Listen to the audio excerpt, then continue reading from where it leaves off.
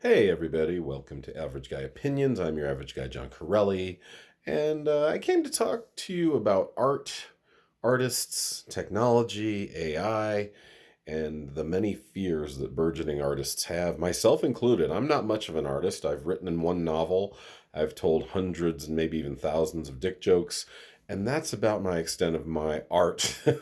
I have painted and dabbled in stuff like that, but for the most part, I don't consider myself an artist. I certainly have never made my living off of art.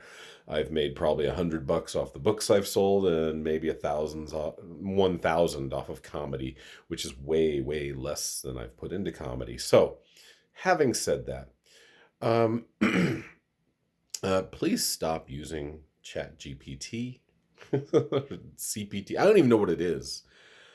I know I'm probably part of the problem. That's a lot of alliteration that I just fucked up. But and when I say part of the problem, I know that every time I use something as simple as autocorrect on my phone, it has led to this, right? We have depended on technology so much that now we're allowing it to make our art. And that's frightening. It's already frightening enough that we're becoming Skynet, that we're fine with, as long as I ain't doing anything wrong, it's not about me. We're becoming so selfish with our freedoms and even selfish with the way we define freedom that the robots are taking over, and we seem okay with it, and it's terrifying.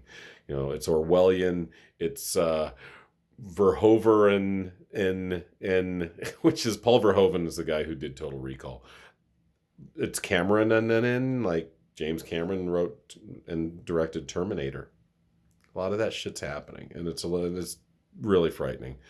Having said that, what I want to talk about specifically is art and how not only the written word, but also anything that is spoken and even anything that is moving now can be replicated pretty easily.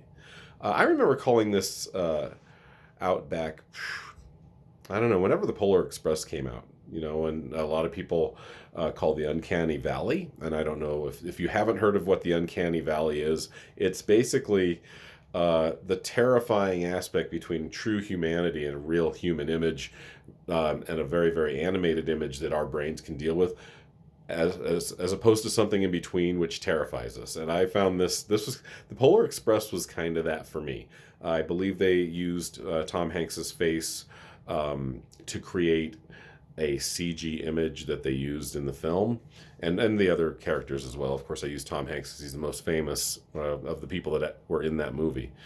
And I remember watching the movie, and I wasn't super freaked out by that Uncanny Valley, but there are other Uncanny Valley things that freak me out.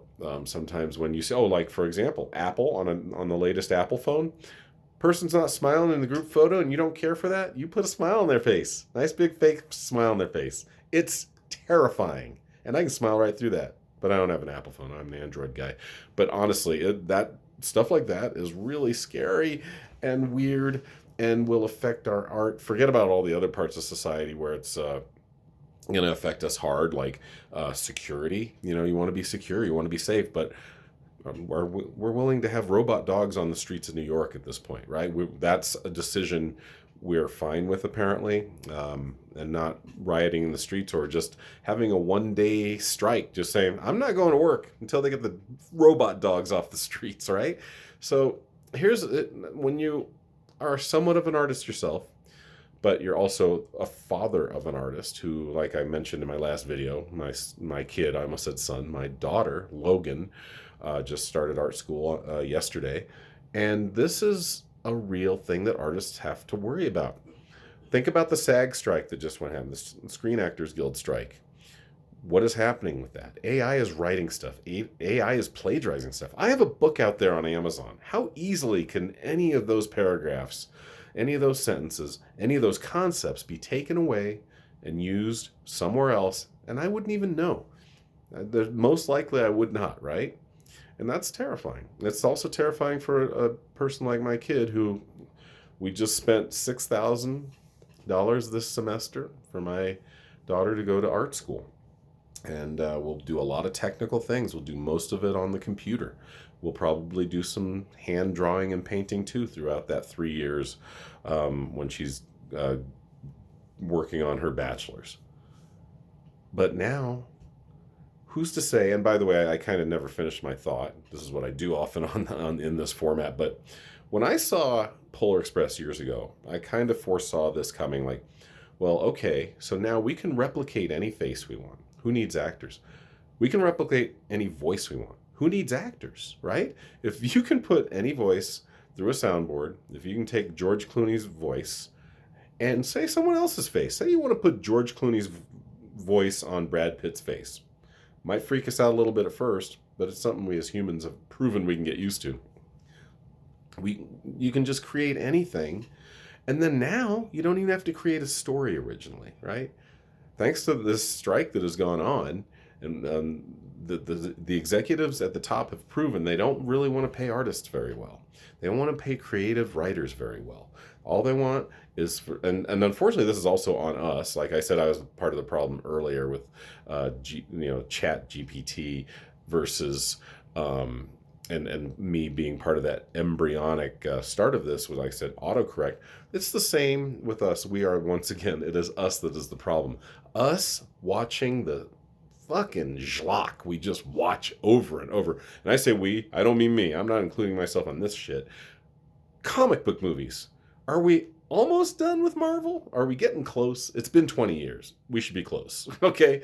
How many Spider-Man movies and shows have to be there? I remember when Spider-Man first came out, and this is another thing I was kind of ahead of the game on, and all the Batman movies came out, and then they put out Batman and Robin, and then they put out, all these other pretty much side characters, but there are a bunch of fanboys out there who went and watched and spent money on those movies. But here's the one I remember, and I said this jokingly at the time, like, when are they going to put a movie about Alfred, the fucking butler from Batman? When are they going to do that? They have. Apparently there's a show or a movie, I was told this, about Alfred the butler. Who gives a fuck? You people are so fanboy and so desperate, it's ruining entertainment. Have standards, please? Because if you want better art, you got to watch better art. You got to listen to better art.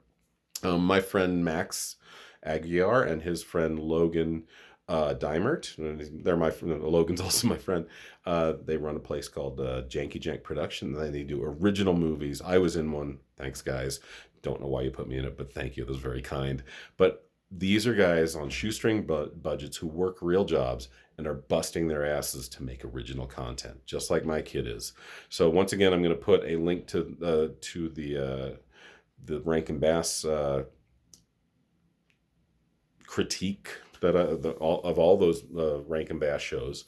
I'm going to put that again in this video too. And I hope you can support my kid. I hope you can support Janky Jank Productions. I hope you can support anyone that is small and original and writing their own shit, because we're on a terrifying path, really. This is a discussion my daughter Logan and I just had, is the artists are the ones that are going to suffer. The technology people, they're not. They need the technology people until they get also replaced by AI. But the technology people, they're not the creators. They're the ones just typing in the code and doing whatever it takes to make the takeover of art by the robots happen. And it's a real bummer.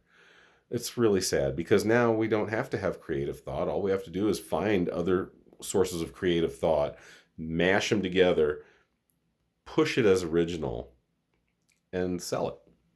And we have proven that that is fine. And now that China is a huge, huge market, Hollywood cares more about the Chinese than the American market now, right? Because, well, they got about 4 or 5 times our population, and they can spend it because they make all our shit. So they got a lot of money because we gave it all to them to make our shit. I'm sorry, I'm kind of rambling on this one. I'm going all over the place, but it was better than my last video. I think there's some real true thoughts and facts behind this. And all I would say is just, if it doesn't look real, or if it's just been done so many times, try to watch something that's original, even if it's not necessarily within your comfort zone, even if it's not made perfectly like we're used to. It's still going to be better than what you've been watching, man. How many Guardians of the Galaxy movies can you watch? How many Marvel movies can you watch? Try to maybe watch a Bulgarian documentary once in a while. Honestly, it can knock your head around and maybe make you change your ways and just at least start thinking originally about entertainment. Okay, thanks guys. That's my time. Thanks for watching Average Guy Opinions, and I appreciate you. This was all original. It may not have been good, but it is original, hence my last point. Talk to you guys soon. Have a great night.